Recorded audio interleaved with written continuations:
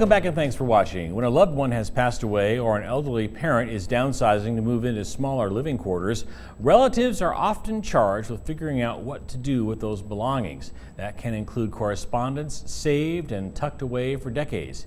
MTN's Melissa Jensen reports how those papers can live on if they're donated to the Montana Historical Society.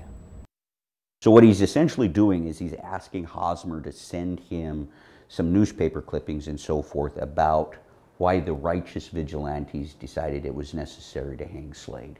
That's the basis of a letter sent by Mark Twain in 1870 to the then head of the Historical Society, asking for background information for his autobiography, Roughing It. It's just one of thousands of letters in the care of the Montana Historical Society. While famous or well-known people may make up a fraction of those, most are written by everyday Montanans, chronicling their lives for loved ones and friends. People want to know, historians want to know, academics want to know, just regular people want to know how everyday people carried on their lives and dealt with the various aspects of their lives.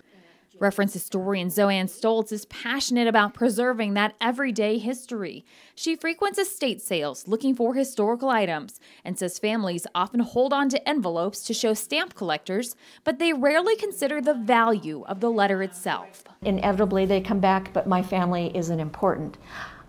And I beg to differ, all of our families are important. Just weeks ago, she came across that exact scenario and continued communicating with the family.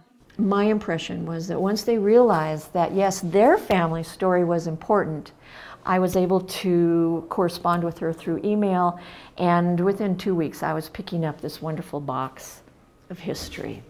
In it, the chronicling of a life unfolding, starting when the couple met at a play in Butte. And in 1938, they start corresponding, and this collection goes through their courtship, their early marriage, and the last letters I've read, he is mailing from Germany and Paris. It's 1945 and he's in Europe. Senior manuscript archivist Rich Arstad says once those letters are entrusted to them, their job is making it so they can be found down the road. To look at the collection and look at it through the eyes of who is going to be interested in that collection. And in the process of doing that, identify subject terms that are going to bring that collection to the forefront when somebody does a search. There is no better place to understand the mark that they made than reading letters. Melissa Jensen, MTN News, Helena.